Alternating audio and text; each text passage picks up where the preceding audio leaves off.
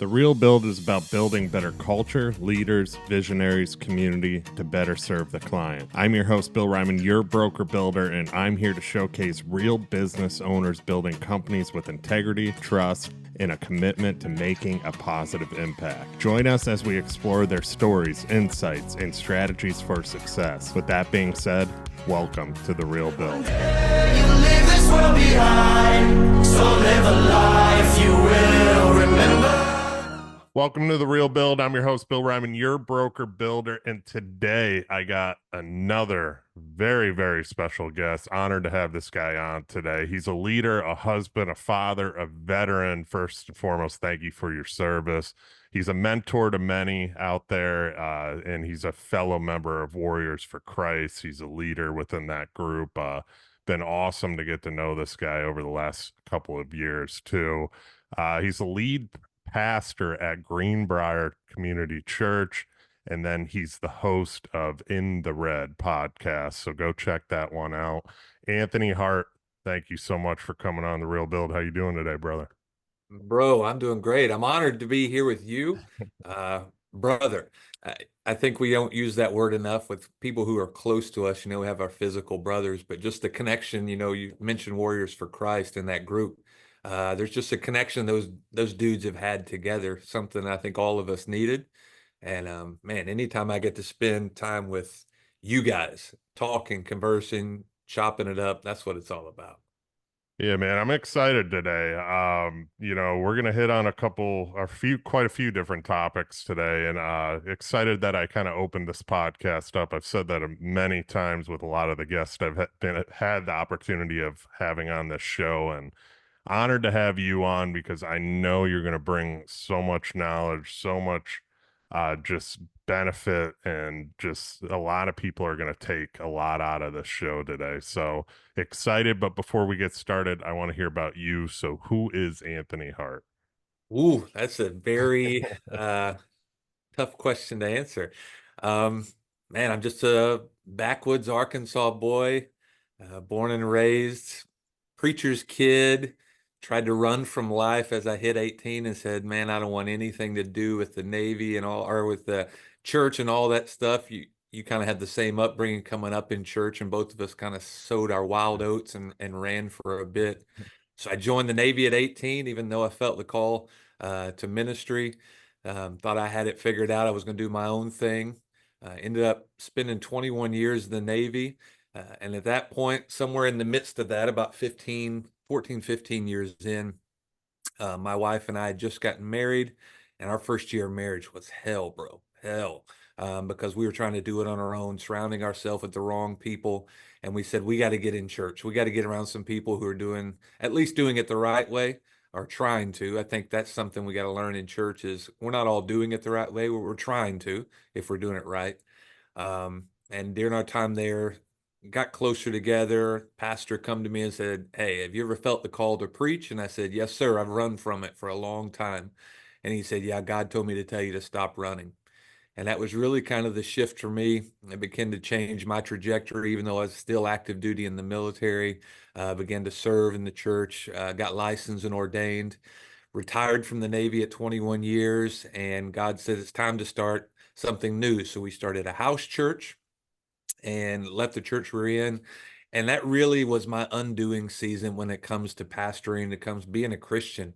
I was good at the 3 songs in a sermon. I was good at the Sunday morning stand up. I'm a talker. So I love to speak. And I was really chasing a lot of things at that point. As I look back, I was chasing the titles. I wanted that lead pastor role. I wanted all of that. And in that season, man, God put me in a home, and we just began to meet with people and share meals and across the table, break bread.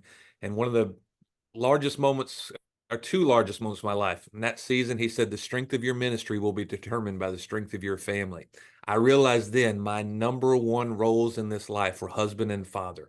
That was my biggest callings. No matter what else happens, no matter what my job is, no matter what ministry I'm leading, that was it. And then the second, when I was driving down the road one day and we were trying to start this church up, and he said, if you just want to be a pastor of a church, that's okay. But I need you to be a leader of leaders. And I had no idea what that meant. I didn't understand that at that point. But it really big through the years, I understood I didn't need you to just be a preacher or a pastor. I need you to be a father to some, a coach to others, a mentor to others, a brother. Uh, the titles go away when you just do what God tells you to do. So through that trajectory, man, we did a house church for a season, 2 years. And I call that my undoing season because he really wrecked me on what it's supposed to look like. And then he brings us back into a church building. And as we say from there, it's the rest is history. It's been all about community and connection. Puts me in the group with you guys for what I thought I needed. And come to find out, I float to the service, said, okay, now it's time for you to step into that place and walk this out. So it's been a crazy journey of just listening. One thing you said there, I wanted to talk about too, is at a young age you kind of ran away. Went away from the church, right? And Yeah. I was the same way. Like I grew up Christian school, Lutheran church, and from there you kind of get a little bit rebellious once you're out. I went to public school, and started really kind of being that renegade. Why do you think people do that? Why do you think, that happens? And I think it happens quite a bit. And then you eventually work your way back to God. Um, I don't, I know for me, I look back at the time, I didn't even know, I didn't see it as running. I saw it as my buddy is the one that talked me into joining the Navy. He was a big Top Gun fan. I don't know if it was the jean shorts or the flying the airplanes, but either way, he said, bro, I'm going to go join the Navy. And I was like, I'm not joining the Navy. I had a full ride to Arkansas State. But I was like, I'll go with you. So I told my parents they had to sign paperwork for me to go to the Mets place for him to, and I come back the next day because it was an overnight trip. I come back the next day and I said, I leave in 10 days. And my mom was just wrecked. So at that point, I didn't know that I was running away from church. Um, it took years later that I look back and I realized there was something that pushed me away. Like I didn't, when it come down to the brokenness of church, I did not, I despised the way the church treated people as a whole, not everybody. And we say those blanket statements, and the outside world that's not a part of church takes those and run with it. Oh yeah, the church is jacked up. I see it all the time. The church is a messed up place. You know why? Because the world's messed up place. We're all messed up. Um, so we're all trying to figure it out. So I look back and I saw the way church treated people, and there was a piece of me that, ugh, I saw the way the church treated its pastors and its ministers. And there was just something that said, I don't want to be a part of that deep down. But that really shifted me when I came back because I knew there was good in the church. And I guarantee, Bill, you're the same way. Like the reason we come back is we know underneath all of the exterior, all the brokenness of people, and there is a good heart there. If you know Jesus, if you trust him and you believe who he is and what he's done, then you hope that getting back into an organization like that, that deep down, maybe it's gotten better. Maybe they've got it figured out. And I figured out they haven't got it figured out. But for me, it was how can I be a part? If I'm just running away from it, then I'm as big of the part of the problem as anybody because I saw the issue and I did nothing to correct it. I just said that's the way it's always going to be, and I don't want any part of it. So coming back in, it was really eye-opening for me to say, okay, it's still here, maybe in different places or in different ways, but how do I begin to make a difference in this place? Mm, I love that. Yeah, because I mean, it is like it is full circle, and yeah, there needs to be. I mean, I think it's more finding a home too. Because obviously growing up, being in the Lutheran church, nothing against the Lutheran church for me, but it was very just read out of the book, read out of the book, sing some boring hymns. I'm sorry to the Lutheran church. But when I started, when I really found a home as a church, and it was the Christian church, Yeah. and they're singing worship songs that you hear on the radio. They're drawing you in. Then the pastor does the sermon. It's not just everybody kind of standing like, and I hate to say it this way, but it's almost cult. I don't want to call it cultish. It was just it's just when everybody's reading all at once, it's kind of, different. It's weird. It's not my thing, and it's like you go to these new styles of church and you get the sermon, you get the word, you get a lot out of just that moment too. And you feel great leaving and you feel like a part of God, his presence in you too. Yeah. I didn't have that because, like I said, I was in the Lutheran church, went into Christian school, and then went into high school after that. And it was, from there it was Renegade Bill for a while until I circled back, right? Rocket till So, the wheels fell off. yeah, I'll give something to the Lutheran Church though. I was raised Pentecost, and if you know anything about Pentecost, we're the chandelier swingers, and you never know what you're going to get in church. I didn't invite my friends to church growing up because I didn't know what my family would do. I had a aunt or an uncle or a grandparents that were like, I don't know who's going to scream and yell today, and ooh, that could just really wreck somebody. So the Pentecost has their own thing, and that now the church we're in is a community church, and it was founded Baptist. But what we're finding is somewhere in the middle is the truth. Like if Jesus is the heart of it, it's not how we do it, it's why we do it. mm, And I think when you look back at the Lutheran church, you talked about the hymns.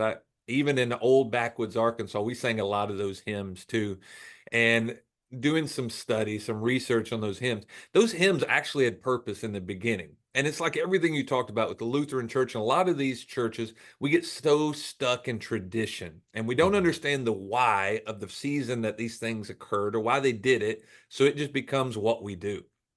And for, a lot of those hymns that were written, there was a time in England where the only way you could read the Bible was in Latin.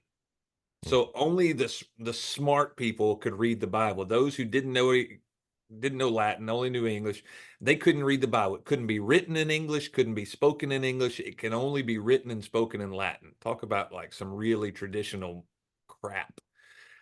So then this one guy said, I'm going to start writing in English. So he started writing in English. He was actually martyred because of that and killed because he wrote the Bible in English. But they took the scriptures and they began to take the scripture and put it to pub tunes. So the songs are singing in the pubs over fish and chips and yeah, pints of ale. They take scripture and begin to put it with these well-known tunes, and that's where a lot of the hymns we have today developed from.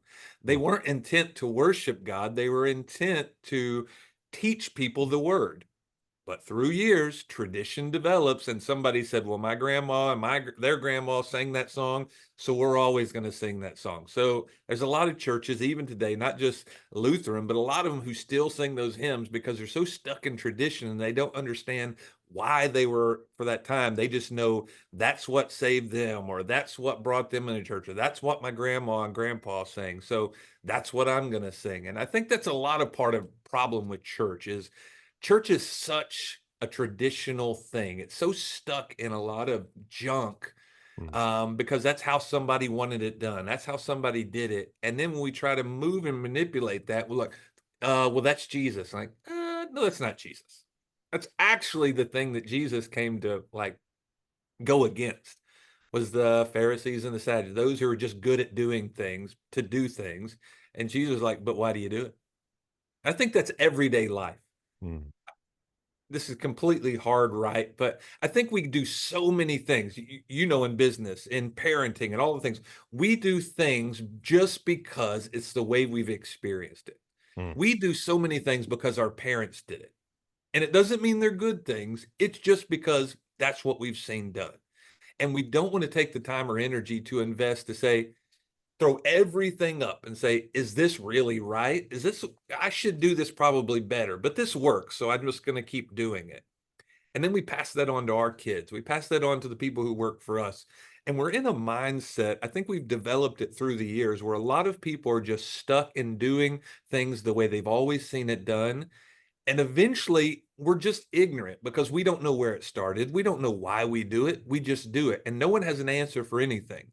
Now going back to the church, that's even developed in church. There's a lot of people who are Christians and have zero idea why they do what they do. They couldn't tell you why, couldn't tell you the scripture why. They just really don't have an answer other than my grandma did it. We're in an election season. We have a lot of people who are going to vote Democrat and Republican. They have zero reason why, other than that's what they've been told. That's Mm. what they've experienced. They don't invest time and energy to figure it out for themselves. And most of these organizations, church, political party, all those things, don't want them to.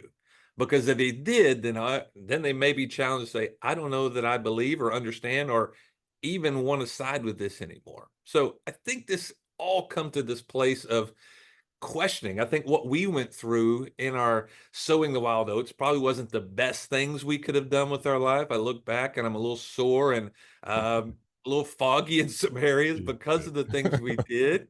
There was a better way to do it, and Jesus is probably standing outside like, bro, wouldn't do that, but I'll use it. But I think what we did in getting to this place in life is we have a questioning mind. We Mm. have the ability to say, I want to know why. I did this, but I want to know why, because then we found the good in it. We found the good in the way we were parented. There's some things that we probably shifted and changed, but we found the good in it, and then we developed that into who we are. And I think that's key in the identity of who we are. I love that, man. I really do. And the questioning mind aspect of it too. Because if we're not questioning things, we're not growing, we're not moving forward too. Um, and I see that with my life now, like especially as I grow as a Christian in my business side of things and in my personal life side of things too. It's, just questioning these certain things that God wrote in the Bible. I'm starting to actually define things in the Bible better too. Like as I read them, I'm reading the New Testament too. Obviously, we're reading the Old Testament, but I've just been I read all of Matthew and now I'm in Mark and going on. So it's it's starting to really diagnose those things that I never did before. I just kind of read them too. I Yeah. wanted to go in with you though. You brought up business too, and obviously this show, I got a lot of entrepreneurs that listen to this, a lot of construction guys, a lot of uh, people, just a lot of people in general that struggle with faith and business and kind of meshing them together too. So how can entrepreneurs and business leaders like find and align with God's purpose in their work that they're doing? That may be a tough question, but a lot of people I think struggle with that. Kind of bringing their faith within work, or maybe not finding enough time to have time for faith versus, because life's crazy. Life's always all over the place. So, what are your thoughts on that? I think it's easier than we make it out to be. I Okay. think the church has made it hard. I think the world has made it hard, but it's really actually easy, and it should be at the core of everything we do. Now, this didn't erupt all, I didn't just come to this thinking all of a sudden. This goes into that journey. A couple of years back, right before I got into Warriors for Christ, I was asked to speak at a business conference. Glenn Lundy was putting on a conference, and our friend Andrus partnered with him, and it was grow your business for God's sake. So she brought a bunch of us, our group, to go there. So I was asked to speak at this conference. This is where I met Brian Hess. So going in, I felt so overwhelmed and underprepared. I was like, what? I had nothing to do with business. I've been 21 years in the Navy, just retired. I'm a pastor. What does that have to do with business? So, and I get asked to speak. So it was kind of one of those moments like, okay, God, what do you want me to say? Because I'm going to go in there. I had nothing to say at all. And he brought me to the scripture in the very beginning. So Abraham, when he's called, that's kind of the core of where we're at, right? Abraham was called, and he brought him out of his family, changed his name. But the key thing he says to him, and I think it's Genesis 13, maybe 12, but he says, Abraham, go away from what you've known, go and I will bless you. I'll bless your name. Out of you, I'll make a blessed nation. And that's such a wow, I want to be blessed. Like, cool. But then it's so that you will be a blessing to all nations. Like, I'm going to do something in you to position you to be a difference maker to everyone around you. Not the one who followed me, not the ones who believe like you and believe in me, everybody, because of who you are and what you've done and what you believe. So when I went into that conference, I had a sermon prepared for that, right? It was nicely crafted. I was supposed to speak the last day. It was a Friday, Saturday, Sunday conference. So I was going to speak Sunday morning. I get stuck on the first day in a Q&A session with Brian Hess, a couple other people, and it was all about this. How do we incorporate faith into business? And in that first 20 minutes, I just preached my whole sermon because I believe that's the key in everything that we do. How do we incorporate faith? You find your own faith. Like it shouldn't be hard. We make it hard because we think if you're going to understand that I'm a Christian, that's got to be I got to be in your face. I got to have all the Christian logos. I got to have all the scriptures on the wall. If you're a bad person, I'm not going to serve you. If you don't believe like me, I'm not going to do business with you. Like all the things. And that's not what he told Abraham. If you fast forward to Jeremiah, we love that scripture, Jeremiah 29:11. I know the plans I have for you for a future and a hope. Everybody's like, yeah, God's got a future and hope. Right before that, he's talking to a group of people who are in exile, who are stuck in Babylon. History of the Bible. When these big civilizations would take over a country or an area, they would take it over and then exile everybody from that country out to the far reaches of their civilization to be indoctrinated by what they believe. Get them out of their homes, and here's who we are, to create their own citizens. So all these people are in Israel. Now they're exiled into Babylon. And what does God say? He actually says, I did this. I put you here. And he says, I want you to go take women, have families, have kids, take jobs, and pray for the area you're in. Pray for the city you're in for their well-being and their blessing so that you'll be blessed out of that. Like the people who have you in captivity, I want you to pray for them. I want you to be a blessing to them, which goes right back to the very beginning. He didn't say, go in and change them to be you. Go in and only serve the ones who are like you. Go in and build a wall within the wall and say, nope, we're still us. He said, no, go thrive in a place that's trying to hold you in captivity. Go be different. Go be a light in a broken place. So it goes right back to the beginning with Abraham. I'm creating in you a desire to be a blessing. So it shifted, in church, we use this broken mindset, I think, of we're a glass. And when it fills up, then our overflow is what blesses people. I begin to change everything from that moment on and see it more like a funnel.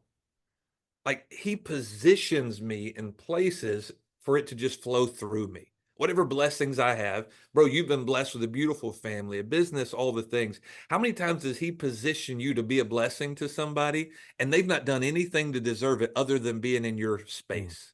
And he says, bro, just give.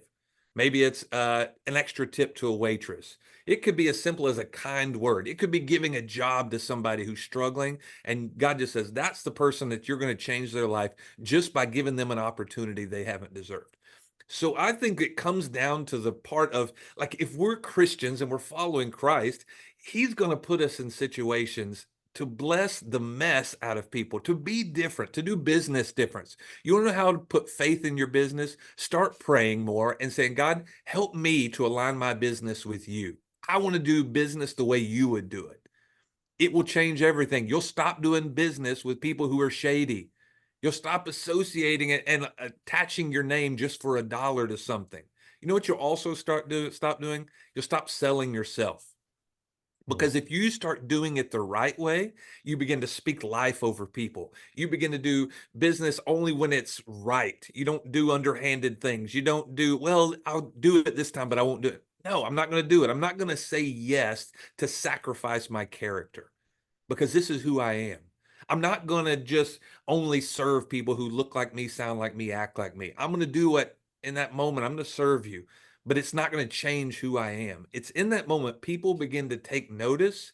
That's when word of mouth goes a long way. Somebody's like, you need to go do business with Bill Reiman. That dude is on the up and up. And I've never heard a cross word out of his mouth. I've never saw him mistreat his employees. That dude is blessing the people around him. He's doing everything he can to make his community better. He's a great husband. He's a great father. That's how you incorporate your faith. You start living it. I think so many times we want people to come to church with us on Sunday and they see us Monday through Saturday, and we're buttholes. And they're like, I'm not going to go spend any extra amount of time there because I work with him on Tuesday and I have zero desire to be around him. I don't care how big a Christian he says he is. I don't care how good a church he goes to. Evidently, it's not making a difference in him, so I'm out. But if we begin to live this thing out Monday through Saturday, just being in our faith, living our faith out. I preached this weekend, and a lot of the scriptures in the New Testament, when Paul was writing these letters to these churches, we take that and we weaponize it and we throw it at people who don't believe. And it's not what it was about. He was actually telling the church, get your act straight. I've called you to be a blessing to those who don't know me. I've called you to be difference makers in the world around you. I've called you just to be different, to act different. But you're not acting any different than the people around you. You're creating just as much division, just as much noise. You're yelling at people as much as they're yelling at you, and you're doing nothing to bring me into the situation and the circumstance. So I think if you want to ask how you get your faith in it, we need to get our lives right. We need to learn what's right and what's wrong, and we need to live by that. We need to chase character, not a dollar. We need to chase access to God, not success in the eyes of man. When we start doing that, that's when he positions us to be blessed so that we can be a blessing. That may have been one of the better sermons I've heard in a while right there. That was so, so good right there. Go be a light in a broken place. And it's true. It's so, so true because, and I've seen this happen. When you're the best version of yourself, people follow suit.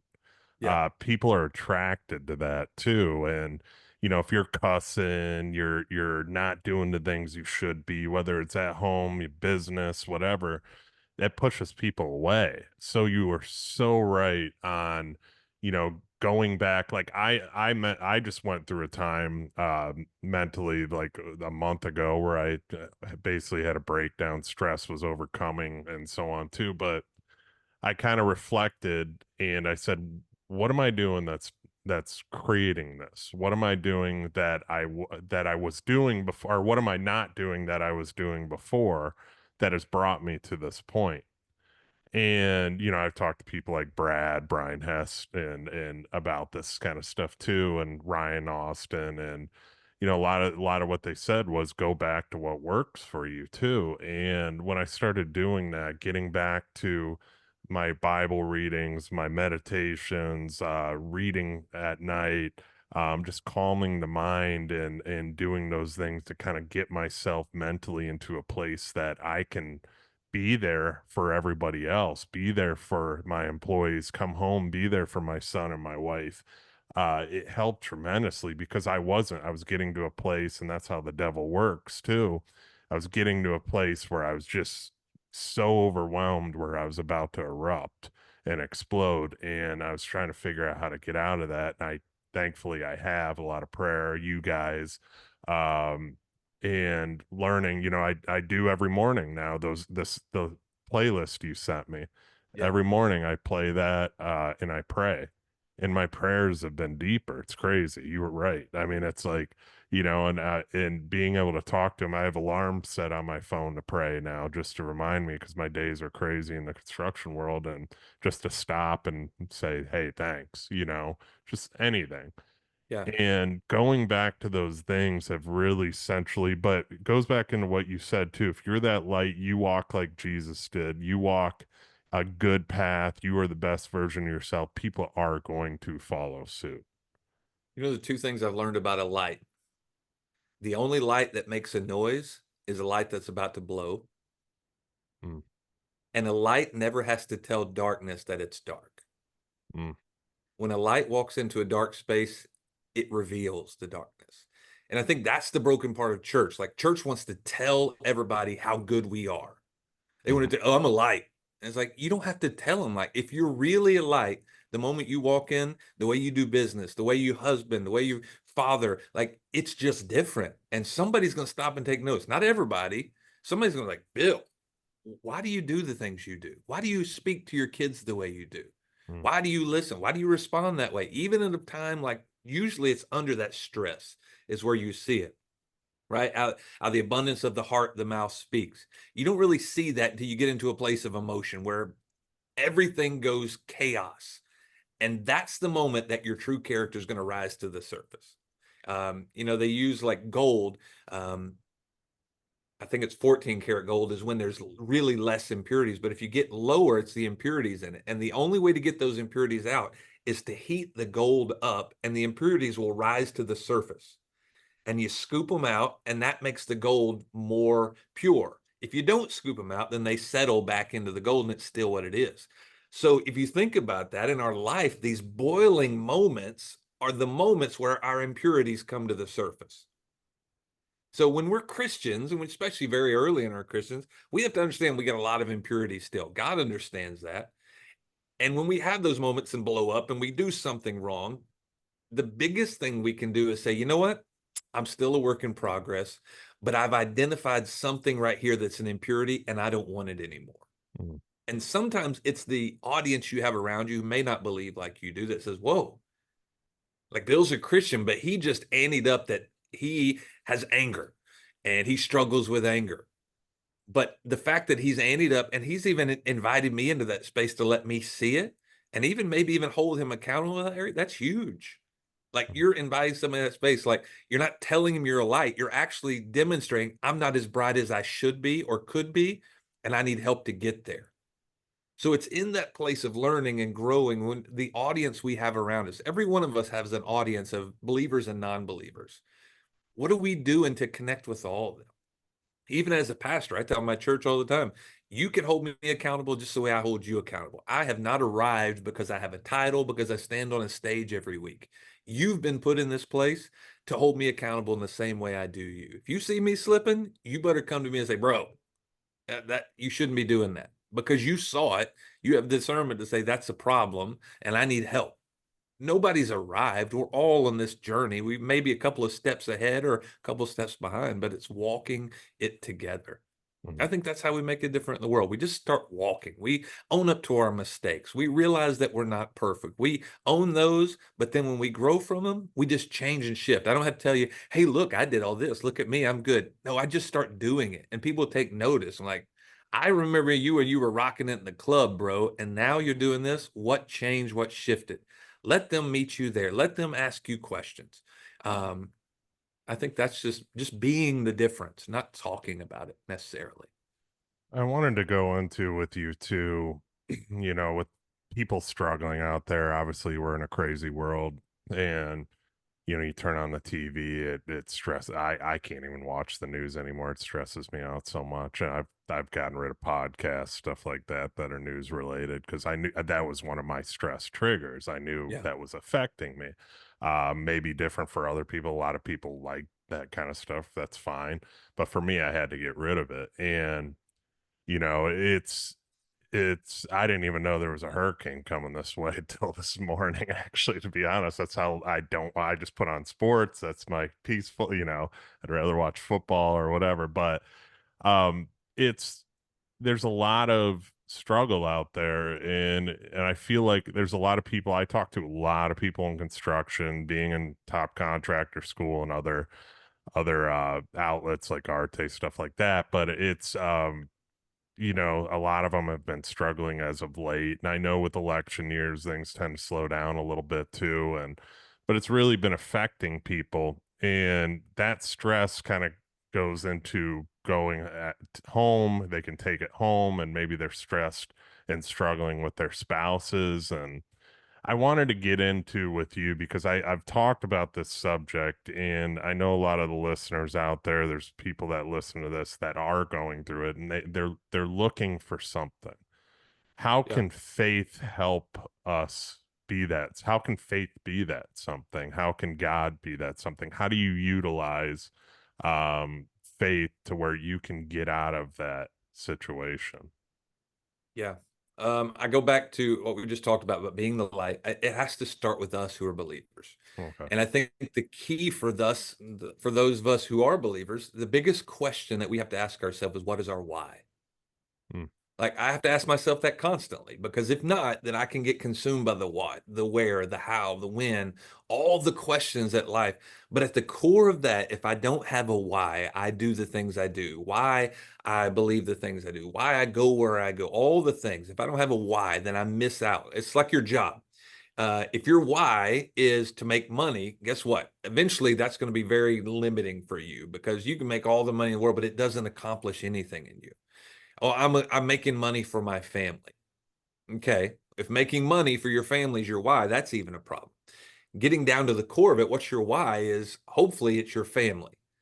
I'm going to do everything I can. It's the people who work for you. It's the people, the customers you have. It's God. Like your why comes down to the who actually. Because if like your family is your why, then, well, I'm working for my family. That's my why. But then when you need to be home because you see your family struggling, not financially, but they're struggling connectionally, relationally, then you realize, okay, this is the most important thing, not making money, but being here for my family, whatever that looks like. So I think in that place of us as Christians, my why is, man, I want to make a difference no matter where I'm at. Because I know if I can get Jesus in the room, if what he's done for me, if I can connect that with somebody, that's a difference maker. Even in my moment of indecision, even in my biggest questioning moments and all the things going wrong, if I don't have an answer, I know someone who does. And it may not be an answer I like, may not be one I would choose. It may be even hard for me to accept that that's the way it was done because this is the way I've always done it. But in that place, like it opens up me to say, I don't have it all under control. I don't have all the answers, but I have a call to somebody who does. And it may not be instant, but it will help me in the long run. One of the biggest things when I retired from the Navy, I can remember this was the biggest identity crisis in my life. Um, I was a pastor at the time. I was a chief in the Navy, 21 years. And that same like 2 week span, God told me to step out of the ministry we were in, and I was retiring from the Navy. I can remember the morning I got out of my car, my last day in the Navy, and I stopped and I stood in front of the car and I looked at the ship. I was on an aircraft carrier at the time, looked at the ship. And in that moment, I just had this identity crisis. I could hear the enemy saying, who are you now? You're a nobody. You're not a pastor anymore. You're not a chief anymore. You're a nobody. Everything you've worked for, and what do you have to show for it? Nothing. How are you going to provide for your family? You got nothing. You want to talk about a moment of just like, I don't know what I'm doing. I have, at that point, 3 young kids. When I retired, they were, shoot, I got to remember back to how old it goes, 11, 9, and 7. So now they're 17, 15, and 13. So in that moment, I've got a younger family. I have a wife who depends on me. And in that moment, I have no idea. And then all of a sudden, like this calm come over me. And I just felt God say, no, no, no. You're a husband. You're a father. Like it was a restoring of what titles matter, which I talked about earlier. You're a husband, you're a father, you're a brother, you're a friend. But most importantly, you're my son. You're my kid. And that comes with a lot of connect. Like if you got the best daddy in the world, you don't have to worry about things. It doesn't mean you're not going to get whooped sometimes. It doesn't mean you're not going to get in trouble, but the provision's always there. And then he shifted my mindset in provision. He said, you've never been the provider. I have. The Navy has never been your provider. I have. The Navy wasn't your provider. It was just your provision. And if you believe that I'm your provider, the provision may change, the season may change, but you'll never be without. It changed everything for me to begin to realize if I'm doing what I'm supposed to, if I'm following him, then it's there. The provision's there. What I need is there. And that's where a lot of people struggle. It doesn't mean you'll get what you want, but you always get what you need. But I think coming back to that no matter what we're struggling with in life, this election coming up, it's going to happen. Someone's going to be elected. It may be who you wanted. It may not be who you wanted. Why do you let that control your thoughts on what you're doing right now? Things happen and you're going to have to make a shift. But at your core, at your why, if your why is my family, so no matter what happens, something happens, I may have to shift to make sure I care for my family. I may have to shift to continue to live out my faith. I may have to shift to continue to serve the customers in the way I know I'm supposed to. The shifts, the questions aren't going to change me because that's the core of who I am. This is what I have control of. This is why I do what I do. And no matter what I have to do, that's what I'm going to make my decisions on. It changes every moment you wake up. You're like, okay, today I'm going to be the best husband, father, entrepreneur, Christian, whatever I can that I can be in the situation I'm in. I'm not going to let the situation affect me. I'm going to let from inside of me, this is who I am. And it's going to determine how I do business, how I talk to my kids. Because if everything's going right, the election goes wrong, and all the things, and I wake up and I'm mad at the world, and my kids just come in and say, Dad, I need this, and you just go off on them. Now you've let that outside circumstance that you have no control over dictate how you talk to your kids. And it happens all the time. Business is going wrong. Like sometimes business is down. If now the business is your why, it's going to affect how you talk to your wife, how you talk to your kids.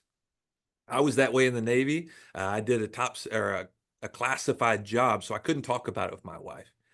One of the things I really had to learn was I'd have a bad day at work, and I would come in and take that out on my family, not for anything they did, but I just didn't know how to process it.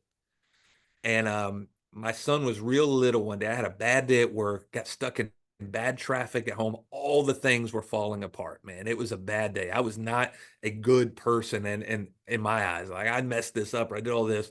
I get home and I walk in, and my son had just learned to walk.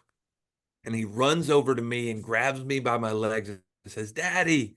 And I realized no matter what I did out there that day, I still was the world to him. And it changed everything. It shifted me from like work became a backpack after that point. Like, and when I left work, I left that stuff at the gate, and I would go home and I would be the best husband and father I could be. If there's something I needed to talk through, or I needed help, because my wife sometimes was that help. I couldn't talk about everything, but just releasing some of those things and saying, okay, I had to let that go. Now let's move forward.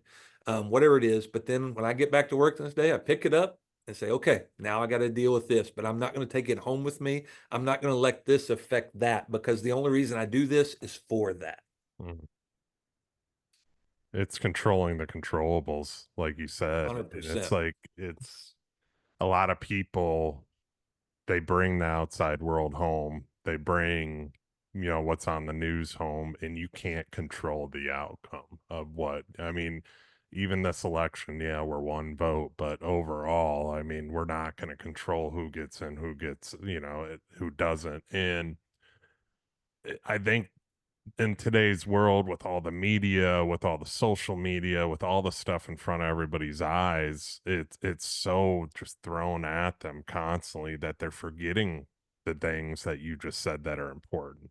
They're forgetting to pay attention and focus on the family when they get home. Set the phone down and just be present. Be present with my son. Like, I've had moments where I was on my phone and he's sitting there and he's smiling at me, and then I look up and there he is, and I'm like, what am I doing? I set the phone down and then I go to him. But there's a lot of people, unfortunately. I saw it at the playground a couple weekends ago. We brought our son to the playground, Liz and I, and there's a guy on his phone. He's pushing his daughter in the swing. And I'll never forget this moment because it really put a thing with me. I'm like, I'll never do that. The guy's on his phone. He's just pushing her. She's like, Daddy, Daddy, look, Daddy, Daddy, watch me, watch me. And he's not even talking back. He's just sitting on his phone scrolling, and Yeah. he's just pushing the swing. And she's like, Daddy, look, watch, watch. I'm like, that dude right there. I said to Liz, I was like, I'm never going to be that dude. And I said, I'm never going to, because that dude's going to blink and his daughter's going to be a teenager, and he's going to regret that moment where it's going to fly by. And I was like, I get chills talking about it because it's like that happens so much. You go to restaurants, you see people, they're all on their phones. It's just, we live in such a society where nobody's really present, and God wants us to be present. Like, I've also talked about with my business personally, like, we slowed down this year a little bit on the sales end, just election year typical. But I'm like, maybe that slowdown, let's be intentional about that. Maybe that slowdown is God being like, hey, you want to expand in Naples. I'm giving you the time to do it because you're not bombarded with a million people calling and coming in and wanting to build right now, because we already have, a lot of houses going. He's like, here's your moment, expand. And that's what I've been working on, is the expansion into Naples and getting our office set up, which I just finished that, but I was intentional about it. Instead of going, man, we're slow, like no work's coming in, all getting stressed out about it and Yeah. depressed about it. I was like, maybe this is he's him saying, like, you prayed for this. I'm going to give you the time to do it. Here you go, and don't complain about it, you How know? dare you give me what I asked for, God? Exactly. But I think there's a lot of people that don't get that intention, Yeah. out there with business life and what's going on, because you pray for these things, you might forget you prayed for them, but it's he's like, here, I got you. I'm going to Or take you have care. an expectation of how he's going to answer it. Yeah. There you The go. biggest part of our walk with God is our own expectations, Mm, because we have expectations on what we want. And he's like, that's not how I'm going to do business. You're not going to change me. You're my why. mm, Like changing you, and that's my why. So why would I let you affect how I do it? It's like your kids. They come to you, Dad, I'm hungry. yeah. If they dictated what they were going to feed their hunger with, it would be all sorts of bad things, right? But Yeah. okay, you're hungry. I'm going to meet you there. I know what you need, and I'll give you some of what you want to, but I know what you need to process, to go through. I And that's the same with us. Like, that Heavenly Father knows what's best for us. And you said something, I think I talk a lot, and I love to talk, and I get through I don't have any short answers in my life. I feel like it's just a conversation to get to. But two things I would say that's important is, what I just said, to sum it all those up into words, is you have to be able to communicate the why. It's Mm, important. It's one of the largest things you have to understand in your life. If you make a change in your business, you make a change in your home, if you can't communicate the why behind it, then you don't even know why you did it. You just did it to do it. And I think that helps a lot of times in, if a lot of the things that we struggle with, what's going on around us, if you can't communicate it, then you need to go back and say, okay, why am I doing this? Why am I going here? Why are you going to church? If you don't know the why behind that, then you're probably in a broken place. Why am I married? If you can't communicate that, that's a problem. Like, a lot of people just do all these things because it's expected of them, and they don't even know the why. I saw a lot of Navy guys that got married and had kids, and I watched their life. Their priorities didn't change. They were still selfish. They were mad because they had to get up with their kids. They were mad because their wife wanted this. And it's like, bro, it has to change. You're a husband, you're a father now. Like, that should change your life. Your why changed. The second thing is what you said: be present. You can be in the presence of somebody who's not present, and it's just like they're not there. I think we live in a time where I'd love to be in the presence of somebody who's famous. Not me. I want to be, I want somebody who's famous to be present with me. I would rather sit down and have a conversation with somebody who's gone through some things than have an autograph. Like, I have some in my office, but I'm not big on autographs. Be like, oh, you met them? I don't want to meet you. I want to talk with you, mm, because I think it's power in conversation. Like, I know that anybody I sit down with, I have something to gain from them, and I have something to give to them. I don't care mm. who you are. I don't care how big you are. I can sit down and have a conversation with you. And in that moment, there's an exchange that happens, if you're willing and I'm willing to let it happen. I find it with my kids. I find it in this place. And I think that's important for a lot of people, is the power of conversation. You cannot have conversation if you're not present. Hands down presence is it's something we all need to work on. Obviously, I mean, I'm still working on it. I think it's always going to be a work in progress too, but especially as entrepreneurs, business people, but even within the business, just being present for your employees within the household, being present with your wife, your son, and it's everybody out there that's listening to this too. I mean, I'm no perfect person at it. Anthony's no perfect person at it too. We're always Mhm. striving to try and get better at it. But that's the thing, it's a focus. It's something in our mind that we focus on because we know we have to do it. It's the right thing to do too. Coming home, I've talked about this before, coming home from a long day at work too. You're not always you're burnt out. You're not always gonna want to be present and be throwing your son around and stuff like that. But I do it. Yeah. I still come home. I'll still cook dinner to help like last night I cooked dinner because my wife was tired. And I know she was dealing with the baby. She worked a little yesterday too, because she works once a week for the business still, and I knew she was tired. So I'm like, you know what? I'll cook some fire chicken tonight. I like mixing things up and Yeah. chefing it up. Why not? You know? Exactly. Exactly. I love lighting the grill up too, and Yeah, bro. I enjoy it, and it's kind of my shut off too. So why not? It's a way to help. But doing those little things, doing the dishes, doing the small things do matter, and they do help too. And not having that attitude, I think a lot of men and women that work out there struggle with is that I worked all day, I shouldn't have to do it. Yeah. You can't have that attitude, because there's no harder position too than raising a child. I've been home alone with my son plenty of times, and it's not easy, and No. she's doing it every day. But wouldn't you say too, there's times that you come home and Elizabeth knows, like, Yeah. you need some time. Yep. Oh It- yeah. Oh yeah. the other piece of that is being able to surround yourself with people who know that. Like in our group, man, there's Yeah. when you were struggling and you pulled away, Brad reached out, Yep. bro, what's up? Yep. Because we all have that tendency. So it's in that place of when we're doing what we're supposed to do, you surround yourself with the right people. There's times that I come home and I would be like, Morgan, you just need to give me the kids, because she was a stay-at-home mom when I was in the Navy, and everybody thinks that's easy. You're crazy. So I would come home and there's times I'm like, give me the kids and you just go. She would go to Target or go to the grocery store, anything to get out of the house, to get around adults. It was like, go. But then there was times that I would come home and she's like, you need to go play golf. You Mm. need to take a break. Mm-hmm. Because it was that healthy place of it's not all about me. There's times that I had to come in, even though I was tired, but I noticed that she was more tired. There's times that I come in and I deserve this because I did this a day. No, no, no. I see in her that she's about to go off the rails on a crazy train. I got to take control. I got to be a part of the change. And when you do that, people begin to take notice. And there's moments begin to exchange healthy relationships in our friendships, our marriages, all those things, even our kids. That comes back to expressing that why. There's times that I have to be on my phone. And if my kid comes in, if I can't stop and say, give me 5 seconds. I have to send this text. And as soon as I do, the phone goes away. This is important for a moment, Mm. but then you're more important than this. Communicating the why is this saying, leave me alone. I got to do this.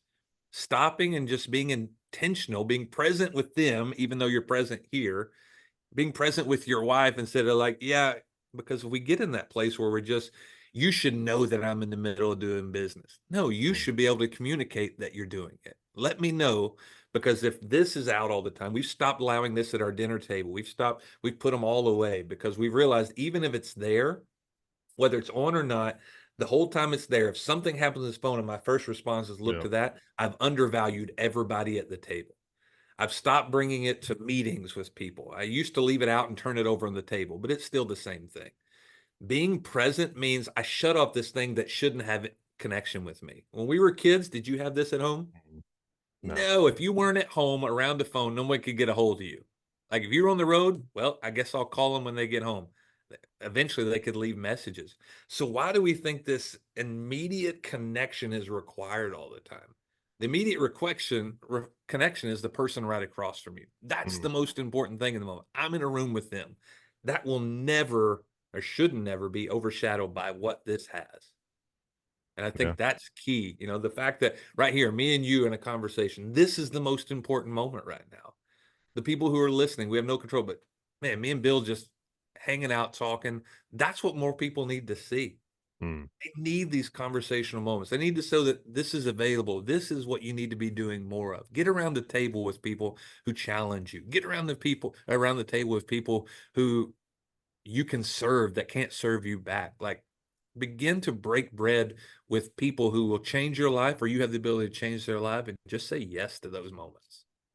I love that, brother. It's so, so true too. And it's a distraction, because I think a lot of people spend their time, they spend their time scrolling, looking at people and things that really are never going to bring value back to them in return. And they're Yeah. never going to be able to give any value to in return.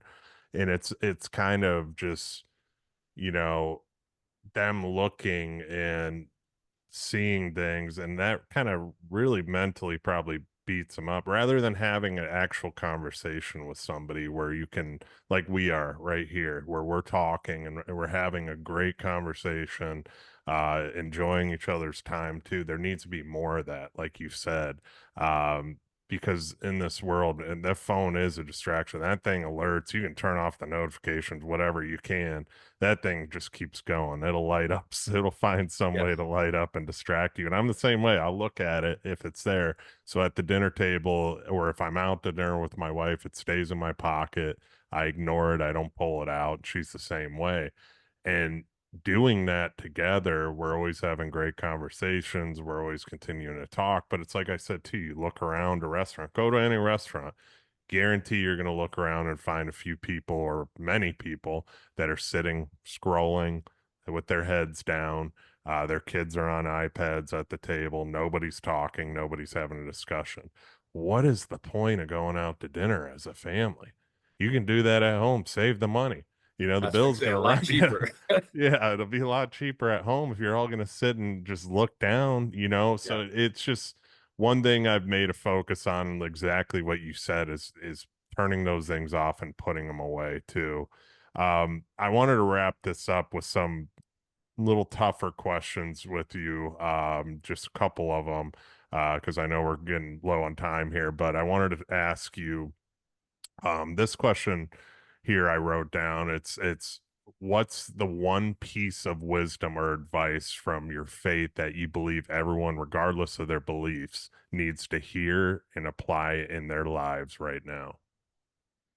We've kind of already talked about it. Okay. Be the change. Live what you believe. I mean, it's what Jesus said. They'll know you by their fruit. Your fruit is not what you do, it's how you do it.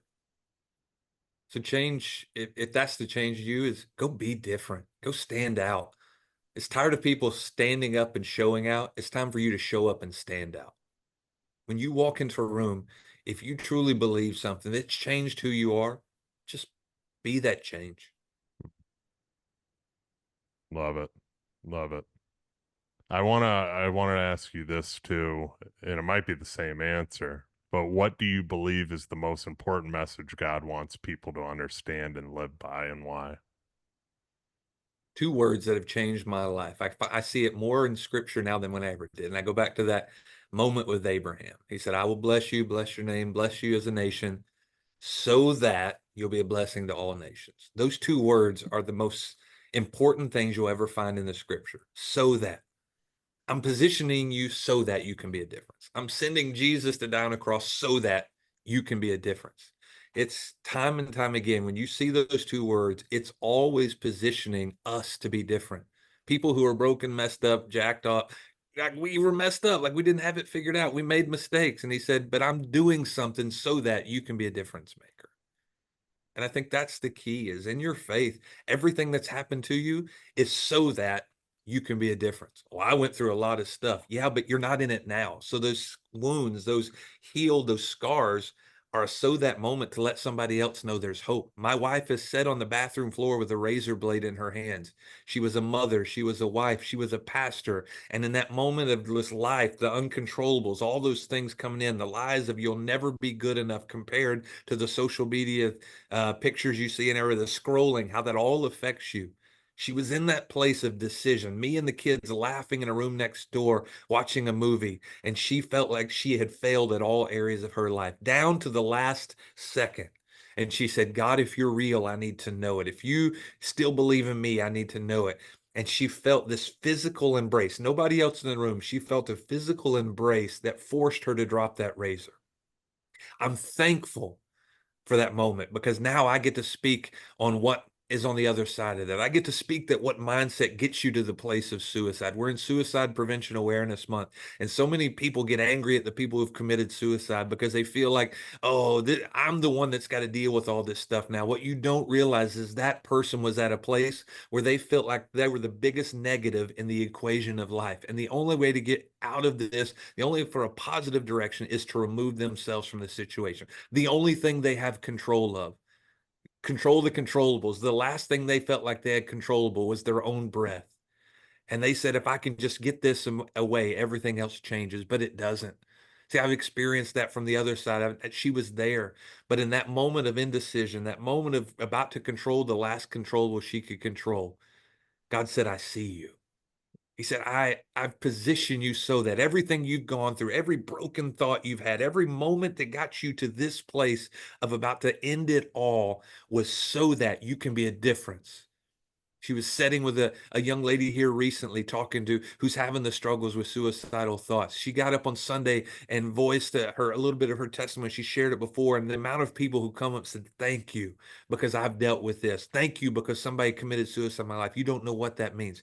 Every moment in your life is so that you can be a difference maker to somebody, so that you can introduce them to the one who's made a difference in your life.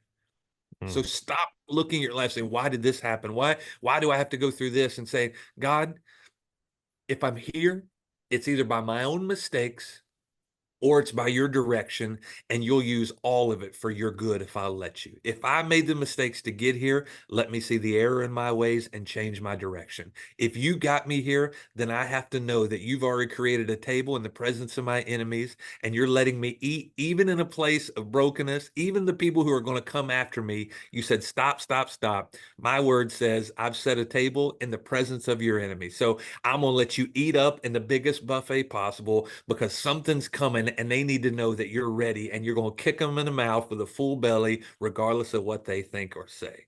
So every moment is a so that moment. It positions you to go be a difference maker in the world around you.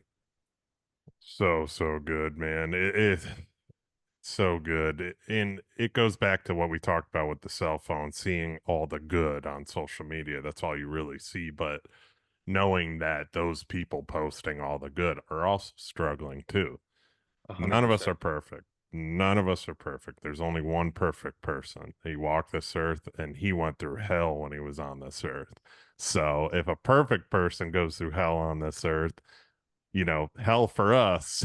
Just Yeah, saying, it's gonna happen. We got to climb gonna happen. mountains. We got to deal with it.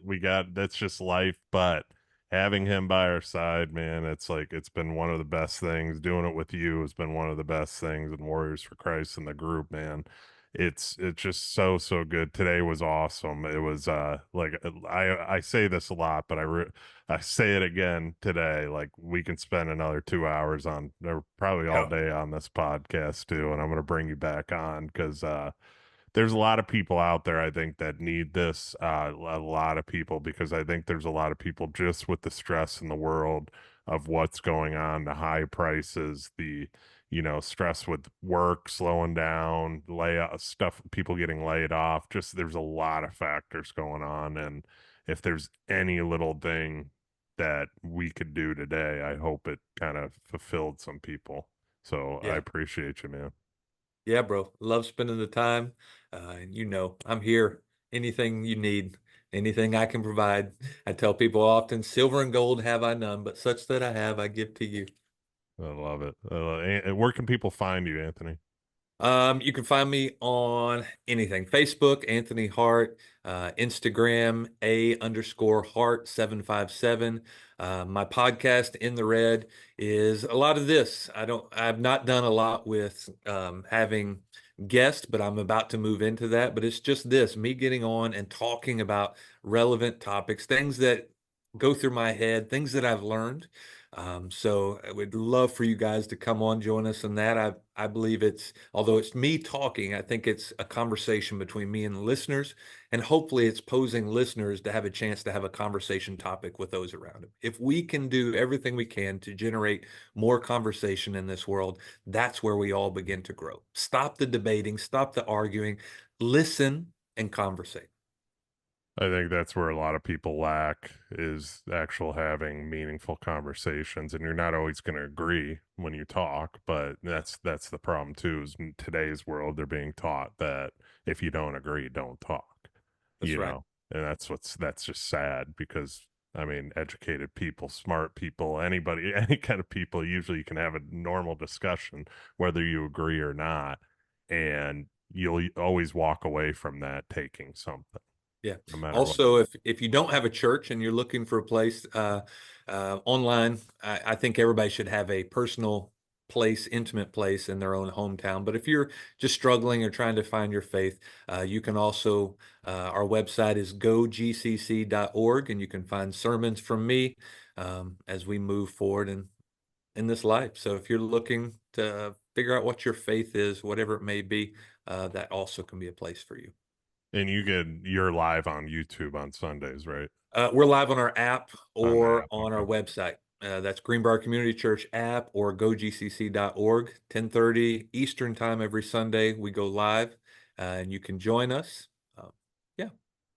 Great way to watch Anthony preach. It's an awesome experience to watch him too. And if you go there live too. I'm gonna do that It's a coming up little bit of here. a mess sometimes. I constantly look over I'll say some things and Morgan will just be like, I can't believe you just said that. So That's you the never best know. part. That's the best part about it. All right, brother. I love you. Appreciate you, man. This was awesome. And thank you again for coming on. And everybody listening out there, please like, subscribe, share this with friends and family. It goes a long way. Share it to somebody that needs it too. Also, 5-star review because that's what this one deserves. And we appreciate you all. And we will see you guys on the next episode.